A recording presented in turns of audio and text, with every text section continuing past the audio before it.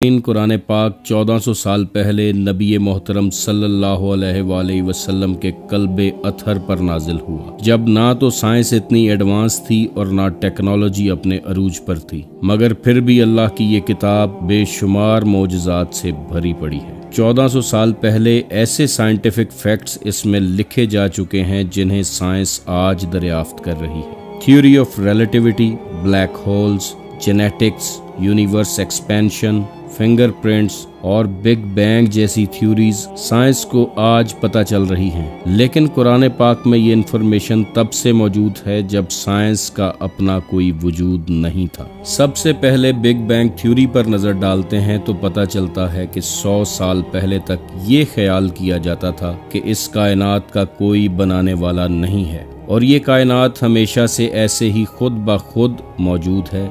लेकिन Albert Einstein ने अपनी फील्ड इक्वेशन स्टडी के दौरान इस बात को चैलेंज किया और कहा कि कायनात गुब्बारे की तरह मुसलसल फैल रही है। इसके बाद बेल्जियम के एक पादरी ने थ्योरी पेश की कि ये कायनात किसी डेंस पॉइंट या एक नुक्ते से शुरू हुई है और मुसलसल फैल रही है, और आज बड़े बड़े साइंटिस्ट इस बात को तस्लीम करते हैं कि कायनात एक बहुत बड़े धमाके से वजूद में आई है और ये वसी से वसी तरीन होती जा रही है। इन सब थ्योरीज को पसे पर्दा डालते हुए कुरान पाक की सूरह अंबिया की आयत 30 में अल्लाह फरमाता है, क्या काफिरों ने ये ख्याल ना किया कि आसमान और जमीन मिले हुए थे तो हमने इन्हें खोल दिया। यहाँ कुरान पाक में बिग बैंग थ्योरी को एक्सप्लेन किया गया है, जिस पर आज के बहुत से साइंटिस्ट बिलीव करते हैं। इसके बाद साइंस ने द बिग क्रंच थ्योरी पेश की, जिसमें बताया गया कि आखिर ये कायनात खत्म कैसे होगी। ये आइडिया एल्बर्ट आइंस्टाइन की जनरल रिलेटिविटी थ्योरी पर बेस्ड है, जो बताता है कि ये कायनात जो मुसलसल फैल रही है वो किसी पॉइंट पर जाकर इख्तिताम पजीर हो जाएगी। एक सिंगल डॉट से शुरू होने वाली कायनात दोबारा सिंगल डॉट में ही मर्ज हो जाएगी। नाजरीन, अब चलते हैं कुरान की सूरह अंबिया की आयत 104 की तरफ। याद करो जिस दिन हम आसमान को लपेटेंगे जैसे फरिश्ता नामाए अमाल को लपेटता है, हम इसे दोबारा इसी तरह लौटा देंगे जिस तरह हमने पहले बनाया था। कुरान की इस आयत में जो हकीकत बताई गई है, इसकी तस्दीक मुख्तलिफ फिजिसिस्ट ने की है, जो बता रही है कि ये कायनात एक डेंस पॉइंट से शुरू हुई और डेंस पॉइंट पर ही ख़त्म होगी।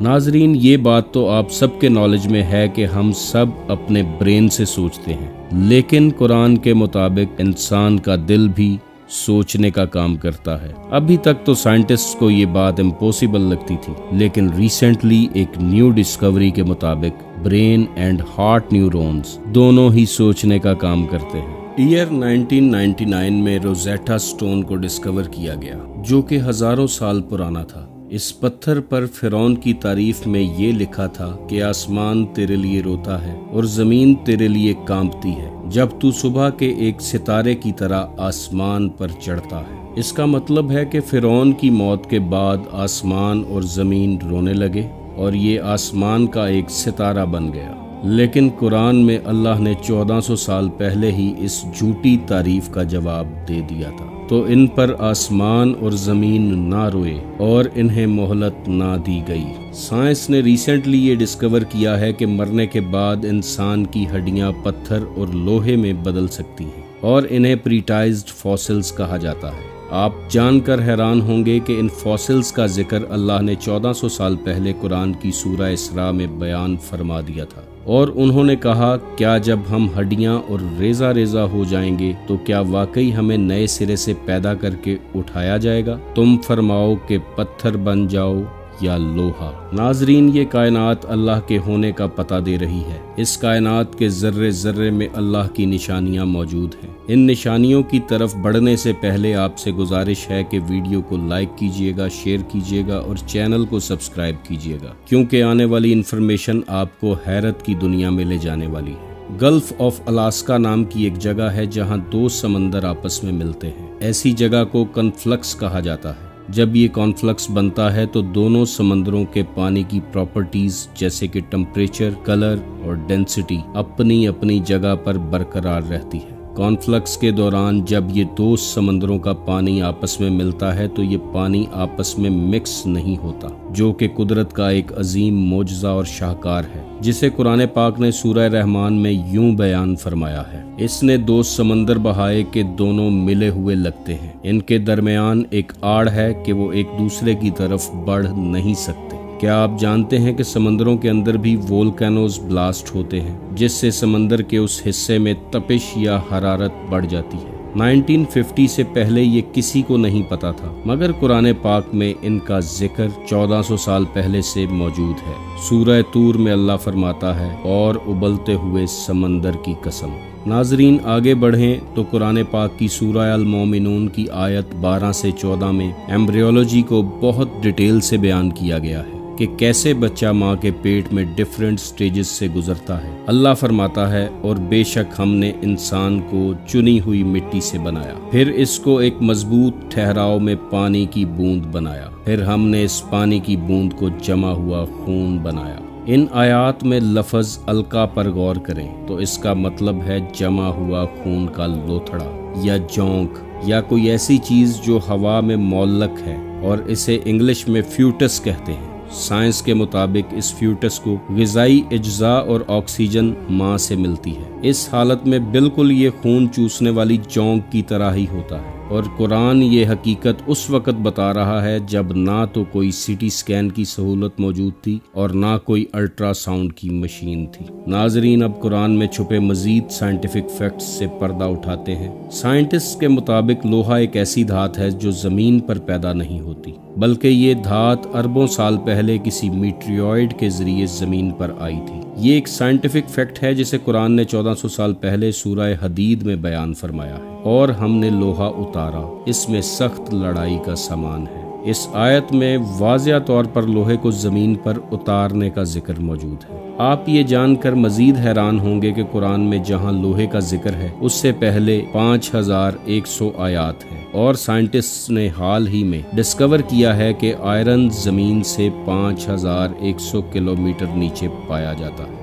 यही नहीं बल्कि आने वाली इंफॉर्मेशन मजीद दिलचस्प होने जा रही है। सूरा नहल की आयत 68 और 69 में अल्लाह फरमाता है, और तुम्हारे रब ने शहद की मक्खी के दिल में ये बात डाल दी कि पहाड़ों और दरख्तों में और छतों में घर बनाओ, फिर हर किस्म के फलों में खाओ, और अपने रब के बनाए हुए नरमों आसान रास्तों पर चलती रहो। इसके पेट से एक पीने की रंग बिरंगी चीज निकलती है, इसमें लोगों के लिए शिफा है। यहाँ अल्लाह वाज़े फरमा रहा है कि शहद में लोगों के लिए शिफा है। आज साइंस डिस्कवर कर रही है कि शहद में antioxidants, anti bacterial, anti inflammatory, anti diabetic, respiratory, gastrointestinal, cardiovascular और नर्वस सिस्टम प्रोटेक्टिव प्रॉपर्टीज पाई जाती हैं, और ये हेल्थ के लिए इंतहाई फ़ायदेमंद है, जबकि कुरान में ये मालूमात 1400 साल पहले से बयान की जा चुकी है। नाजरीन, कुछ अरसा पहले तक ये बिलीव किया जाता था कि जिस्म में दर्द का एहसास दिमाग की वजह से होता है,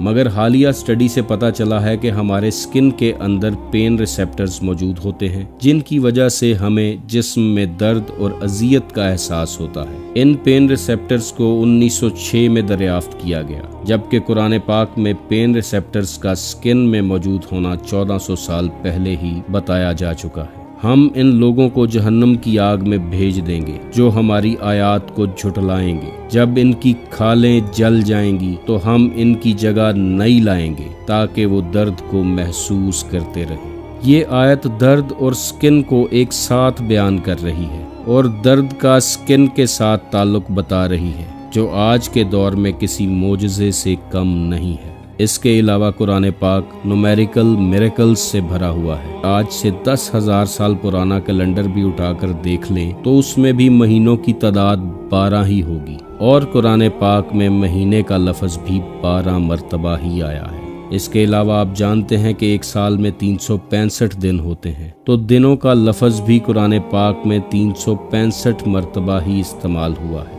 कुरान पाक में कलर्स का लफ्ज़ 7 मरतबा आया है, और हैरत की बात यह है कि लाइट स्पेक्ट्रम में टोटल कलर्स भी 7 ही हैं। और कुरान की सबसे पहली सूरा जिसमें लफ्ज़ कलर्स आया है वो सूरह नहल है। अगर इस आयत पर गौर करें तो लफ्ज़ कलर से पहले पूरे 7 लफ्ज़ आते हैं। इसके अलावा नबी मोहतरम सल्लल्लाहु अलैहि वसल्लम के विसाल का जिक्र भी कुरान पाक में 3 मरतबा आया है, और जिन चैप्टर्स में ये जिक्र आया है उनके नंबर्स को अगर आप जमा करें तो ये 63 बनेगा, जितनी नबी पाक अलैहिस्सलाम की उम्र थी। इसके अलावा अगर आप इस पैटर्न पर गौर करें तो इन चैप्टर्स के नंबर 40, 13 और 10 हैं, और नबी पाक अलैहिस्सलाम ने जब नबूवत का ऐलान फरमाया तो आपकी उम्र 40 साल थी। इसी तरह चैप्टर 13 बता रहा है कि आपने 13 साल का अरसा मक्का में गुजारा, और चैप्टर 10 बता रहा है कि आपने 10 साल का अरसा मदीना में गुजारा। कुरान पाक में एक सूरह शहद की मक्खियों के बारे में है जिसका नाम है सूरह अल-नहल। कुरान पाक में सूरह का नंबर 16 है, और हैरानगी की बात यह है कि मेल शहद की मक्खियों में क्रोमोसोम्स भी 16 ही होते हैं, और फीमेल शहद की मक्खियों में भी 16 पेयर्स ऑफ क्रोमोसोम्स होते हैं, और क्वीन हनी भी अंडों में से भी 16 दिनों में ही निकलती है। कुरान पाक में अल्लाह ने इंसान और मुख्तलिफ जानदारों की बॉडीज़ में मौजूद क्रोमोसोम्स की तादाद भी बताई है। सूरह ज़लज़ला की इस आयत के लेटर्स को काउंट करें तो 46th लेटर लफ्ज़ इंसान पर आता है, और इंसान में मौजूद क्रोमोसोम्स की तादाद भी 46 ही है। इस सूरह में लफ्ज़ किरादत तक 48 लेटर्स बनते हैं, और किरादत का मतलब है बंदर, और बंदर में क्रोमोसोम्स की तादाद भी 48 ही होती है। इस आयत के लेटर्स को अगर काउंट करें तो 16 लेटर्स लफ्ज़ अल-नहल पर मुकम्मल होते हैं, और नहल का मतलब है शहद की मक्खी, और शहद की मक्खी में मौजूद क्रोमोसोम्स की तादाद भी 16 ही है। सूरह आल इमरान की इस आयत के लेटर्स को अगर काउंट करें तो 64 लेटर्स लफ्ज़ वल खैल पर कंप्लीट होते हैं, और खैल अरबी में घोड़े को कहते हैं, और घोड़े में मौजूद क्रोमोसोम्स की तादाद भी 64 ही है। कुरान की इस सूरह में लफ्ज़ गधे से आयत के आखिर तक 62 लेटर्स आते हैं, और गधे के जिस्म में क्रोमोसोम्स की तादाद भी 62 ही है। इस आयत में जब हम लफ्ज़ जमल पर पहुंचते हैं तो 74 लेटर्स मुकम्मल होते हैं, और जमल का मतलब है ऊंट, और ऊंट में मौजूद क्रोमोसोम्स की तादाद भी 74 ही है। सूरह आराफ की इस आयत में लफ्ज़ कुत्ते से आखिर तक 78 लेटर्स आते हैं, और हैरानगी की बात यह है कि कुत्ते के जिस्म में क्रोमोसोम्स की तादाद भी 78 ही है। कुरान पाक की एक सूरह अस्हाबे कहफ के बारे में है जिसका नाम भी सूरह कहफ है। हज़रत ईसा अलैहिस्सलाम के दौर के बाद ये लोग दीने हक पर कायम रहे, और बादशाह वक्त ने इन्हें कत्ल करने का इरादा बना लिया, और अल्लाह ने इन्हें एक गार में सुला दिया जहां वो 309 साल तक सोते रहे। याद रखिए 309 साल तक हालत नींद में रहे। इस सूरह में लफ्ज़ लबिसू का मतलब है कि वो वहीं ठहरे रहे। इस सूरह में पहले लबिसू लफ्ज़ से लेकर आखिरी लबिसू लफ्ज़ तक टोटल 309 अल्फाज आते हैं, और हैरत की बात यह है कि वो असहाब इस गार में सोए, और जब उठे तो 309 साल बीत चुके थे। कुरान की एक सूरह चींटियों के नाम से भी है जिसे सूरह नमल कहते हैं। कुरान पाक में इस सूरह का नंबर 27 है। इस सूरत पर गौर करें तो इसके शुरू में एक लफ्ज़ आया है जो कि ता सीन है। ये लफ्ज़ 2 हरूफ से मिलकर बना है, ता और सीन। ता इस सूरह में 27 बार इस्तेमाल हुआ है, और हैरानगी की बात यह है कि इस सूरह का नंबर भी 27 ही है। इसी तरह ये दूसरा लफ्ज़ सीन इस सूरह में 93 बार इस्तेमाल हुआ है, और इस सूरह की टोटल आयात भी 93 ही है। कुरान में नबियों के नाम पर 3 सूरह आई हैं जिनमें एक कमाल का मैथमेटिकल पैटर्न छुपा है। ये 3 सूरतें सूरह मोहम्मद, सूरह इब्राहीम और सूरह नूह हैं। नाजरीन, आप जानते होंगे कि अरबी ज़बान में हर हरफ की एक अबजद वैल्यू होती है जिसे न्यूमेरिकल वैल्यू कहा जाता है, और इसे आप स्क्रीन पर मौजूद टेबल में देख रहे हैं। अगर हम इसमें मोहम्मद की न्यूमेरिकल वैल्यू काउंट करें तो ये 38 बनती है, और हैरानगी की बात यह है कि सूरह मोहम्मद में आयात की तादाद भी 38 ही है। अब लफ्ज़ इब्राहीम की न्यूमेरिकल वैल्यू कैलकुलेट करें तो ये 52 बनती है, और सूरह इब्राहीम में आयात की तादाद भी 52 ही है। लफ्ज़ नूह की न्यूमेरिकल वैल्यू काउंट करें तो ये 28 बनती है, और हैरत की बात यह है कि सूरह नूह में टोटल आयात भी 28 ही हैं। सूरह इसरा की आयत 107 में बताया गया है कि किसी ज़माने में लोग थोड़ी के बल सजदा किया करते थे। इस आयत के बारे में लोगों का कहना था कि कुरान ने यहाँ गलती की है। क्योंकि हमेशा से लोग सर के बल ही सजदा करते आए हैं, ना कि ठोड़ी के बल।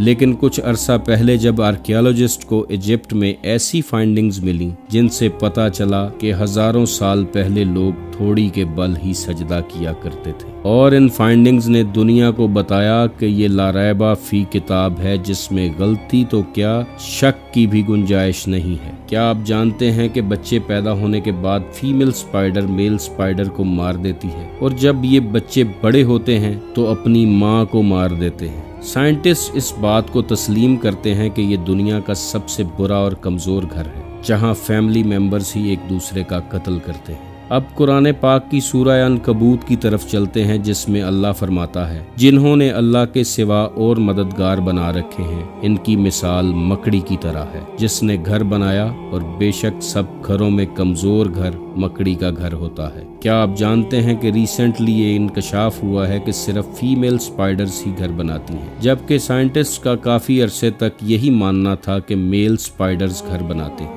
लेकिन ये बात कुरान पाक में पहले से बयान की जा चुकी है, क्योंकि घर बनाने के लिए इसी आयत में फीमेल स्पाइडर का लफ्ज इस्तेमाल किया गया है, ना कि मेल स्पाइडर का। नाजरीन, ये जो नंबर आप अपनी स्क्रीन पर देख रहे हैं, इसे गोल्डन रेशो कहा जाता है। मैथमेटिक्स में इसे सुपीरियर डिजाइन नंबर भी कहा जाता है। इस गोल्डन रेशो के तहत कोई भी चीज बनाई जाए तो उसका डिजाइन परफेक्ट बनता है। इस दुनिया में बहुत कमाल की चीजें इसी नंबर के तहत बनाई गई हैं। कमाल की बात तो ये है कि गोल्डन रेशो का ये नंबर कुरान पाक में भी मौजूद है। कुरान की हर सूरा की 2 मैथमेटिकल वैल्यूज हैं, और इन मैथमेटिकल वैल्यूज को ऑर्डर नंबर और वर्स नंबर के जरिए कैलकुलेट किया जाता है। इन दोनों वैल्यूज को जमा करने से सूरा की टोटल न्यूमेरिकल वैल्यू बनती है। कुरान की सूरा की न्यूमेरिकल वैल्यू में कुछ नंबर्स रिपीटेड होते हैं और कुछ अनरिपीटेड होते हैं। जिन सूरा की न्यूमेरिकल वैल्यू रिपीट होती हैं उनका सम 7906 बनता है, और जिनकी वैल्यूज रिपीट नहीं होती उनका सम 4885 बनता है। अगर 7906 को 4885 पर डिवाइड किया जाए तो जवाब मिलता है 1.618, जो कि मैथमेटिक्स की गोल्डन रेशो है। नाजरीन, क्या आप जानते हैं कि इंसान की उंगलियों के फिंगरप्रिंट्स इंसानी जिस्म का सबसे कॉम्प्लिकेटेड हिस्सा है, और एक इंसान की उंगलियों के ये फिंगरप्रिंट्स दूसरे इंसान से मैच नहीं करते। इस बात को भी अल्लाह ने 1400 साल पहले सूरह क़यामा में बयान फरमाया है। क्यों नहीं, हम इस बात पर कादिर हैं कि इसकी उंगलियों के पोरों तक को ठीक कर दें। आगे आने वाला पैटर्न आपके होश उड़ा देगा। सूरह अंबिया आयत 33 में अल्लाह फरमाता है, और वही है जिसने रात और दिन और सूरज और चांद को पैदा किया, सब एक घेरे में तैर रहे हैं। इस आयत में कुल्लू फी फलकिन पर गौर करें तो इसका मतलब है सर्कल करना या ऑर्बिट करना। इन हुरूफ को दाएं से बाएं या बाएं से दाएं, शुरू से आखिर या आखिर से शुरू, जैसे मर्जी पढ़ें, ये लफ्ज कुल्लू फी फलकिन ही रहेगा, बिल्कुल वैसे ही जैसे सर्कल जहाँ से शुरू होता है वहीं खत्म होता है, और जहाँ खत्म होता है वहीं से दोबारा शुरू होता है। नाजरीन, आगे आने वाली इन्फॉर्मेशन आपको मजीद हैरान करने वाली है। कुरान पाक में अल्लाह फरमाता है, क्या तूने ना देखा कि अल्लाह ने आसमान से पानी उतारा तो हमने इससे मुख्तलिफ रंगों वाले फल निकाले, और पहाड़ों में सफ़ेद और सुर्ख रंग वाले रास्ते हैं। इनके मुख्तलिफ रंग हैं, और कुछ पहाड़ काले, बहुत ही काले हैं। नाजरीन, पहाड़ों में मिनरल्स पाए जाते हैं, और मुख्तलिफ मिनरल्स मुख्तलिफ रंगों में होते हैं, लेकिन ऐसा बहुत रेयर या कम होता है कि एक पहाड़ पर मुख्तलिफ किस्म के मिनरल्स और रंग पाए जाते हों। आप इस वक्त पीरू में पाए जाने वाली रेम्बो माउंटेन्स देख रहे हैं, जिसका जिक्र कुरान पाक में उस वक्त किया गया है जब दुनिया इन कौसे कज़ा के पहाड़ों से बिल्कुल आशना नहीं थी। क्या आप जानते हैं कि वक्त गुजरने के साथ साथ हमारी ज़मीन मुसलसल कम होती जा रही है। क्लाइमेट चेंज की वजह से सी लेवल बढ़ रहा है, जिसकी वजह से ज़मीन का बहुत सा हिस्सा पानी में डूबता जा रहा है। और ऐसा प्रेडिक्ट किया जा रहा है कि मुस्तकबिल करीब में दुनिया के 20 आइसलैंड सफ़ाए हस्ती से मिट जाएंगे और समंदर का हिस्सा बन जाएंगे। कुरान की सूरह राद में इसी बात को बयान किया गया है। क्या ये काफिर देखते नहीं कि हम हर तरफ से इनकी जमीन को कम कर रहे हैं? नाजरीन, क्या आप जानते हैं कि ये पानी जो हम इस्तेमाल करते हैं वो इस जमीन की पैदावार नहीं है, बल्कि हजारों साल पहले किसी मीटियर के जरिए जमीन पर उतारा गया था। आज साइंटिस्ट इस बात को तस्लीम करते हैं जिसे अल्लाह ने 1400 साल पहले सूरह मोमिनून में बयान फरमाया है, और हमने आसमान से एक अंदाजे के साथ पानी उतारा, फिर इसे जमीन में ठहराया, और बेशक हम इसे ले जाने पर कादिर हैं। नाजरीन, समंदर के माहिरीन ने आज पता चलाया है कि समंदर की लहरें सिर्फ पानी के ऊपरी हिस्से पर नहीं होती। हकीकी तौर पर ये लहरें पानी की सतह के नीचे मौजूद होती हैं, और ये लहरें तब पैदा होती हैं जब पानी को समंदर के नीचे किसी रुकावट का सामना करना पड़ता है। लहरों का समंदर के अंदर और बाहर मौजूद होना कुरान पाक में यूं बयान किया गया है, या जैसे किसी गहरे समंदर में तारीकियां हों जिसको ऊपर से एक मौज ने ढांप लिया हो, इस मौज पर एक और मौज हो, फिर इस दूसरी मौज पर बादल हो। नाजरीन, कुरान मजीद में अबू जहल नामी शख्स का किस्सा है जो एक जाबिर सरदार था। इसे तंबीह करने के लिए अल्लाह ताला ने फरमाया, नहीं, अगर वो बाज ना आया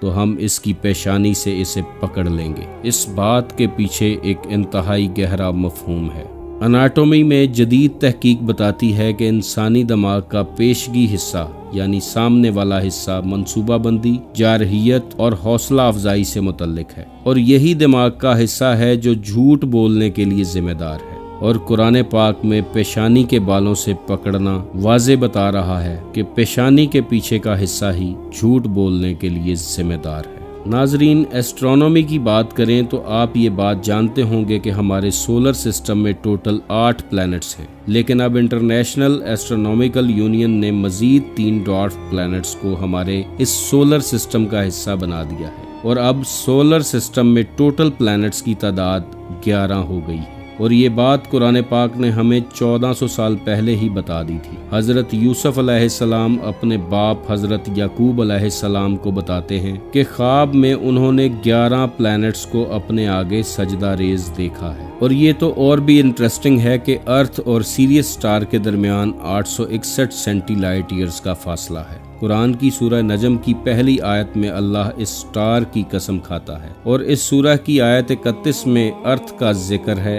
और इन दोनों अल्फाज के दरमियान 861 हुरूफ मौजूद हैं। एग्जैक्टली उतने ही हुरूफ जितने अर्थ और सीरियस स्टार के दरमियान सेंटीलाइट ईयर्स का फासला है। कुरान की सूरह वाक़िया में अल्लाह फरमाता है, तो मुझे तारों के डूबने की जगहों की कसम, और अगर तुम समझो तो ये बहुत बड़ी कसम है। इस सूरह में तारों के डूबने की जगह बताई गई है, लेकिन क्या आप जानते हैं कि सितारे कहाँ डूबते हैं? जी हाँ, ये हैं ब्लैक होल्स, जिन्हें साइंटिस्ट आज दरियाफ्त कर रहे हैं। और ये ब्लैक होल्स तारों के कोलैप्स होने से बनते हैं, और ये अपने इर्द गिर्द तारों को निगल जाते हैं। यही है वो तारों के डूबने की जगह जिसकी कसम अल्लाह ने 1400 साल पहले कुरान में दी है। कुरान में सूरज से रिलेटेड ये इन्फॉर्मेशन आपके होश उड़ाने वाली है। सूरज 92% हाइड्रोजन और 8% हीलियम से मिलकर बना है। पीरियोडिक टेबल को देखें तो इसमें हाइड्रोजन का नंबर H है, जिसे अरबी में हा कहते हैं। कुरान में सूरज के नाम से एक पूरी सूरह मौजूद है जिसका नाम सूरह शम्स है। इस सूरह में 15 आयात हैं और हर आयत लफ्ज हा पर ख़त्म होती है। कुरान में इस सूरह का नंबर 91 है,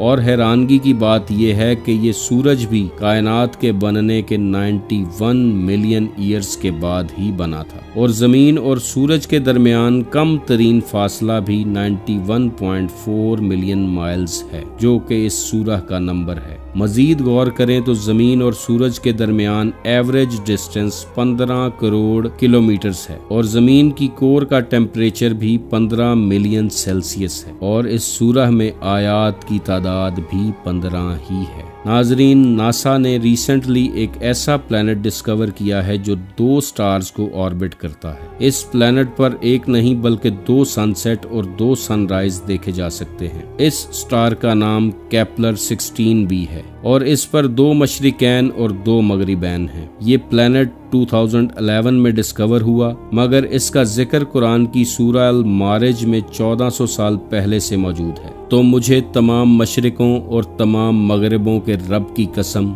बेशक हम जरूर कादिर हैं। आज से 1400 साल पहले ये सारी इन्फॉर्मेशन खालिक हकीकी के अलावा कोई नहीं दे सकता था, क्योंकि ये इन्फॉर्मेशन सिर्फ वही दे सकता है जिसने इस कायनात की एक एक चीज को खुद बनाया हो। बेशक कुरान पाक में अल्लाह ताला की बेपनाह निशानियां मौजूद हैं। बात है तो सिर्फ गौर व फिक्र करने की। कुरान को अरबी में पढ़ना बेशक आपको सवाब देता है, लेकिन इसे तर्जुमे और तफसीर के साथ पढ़ना आपको एक नई सोच और एक नई फिक्र से आगाह करता है। कुरान एक लाजवाल किताब है जिसमें गलतियां ढूंढने वाले दुश्मनाने इस्लाम भी जब अपनी सोच और गौर व फिक्र के घोड़े दौड़ाते हैं तो आखिरकार मुसलमान हो जाते हैं और अल्लाह की इस लारैब किताब के आगे सरे तस्लीम खम कर देते हैं। आपसे गुजारिश है कि अपने घरों में रखे इस कुरान से गिलाफ उतारें और इसे तर्जमे और तफसीर के साथ पढ़ें, ताकि आपको पता चले कि खालिक हकीकी इंसान से क्या बात कर रहा है।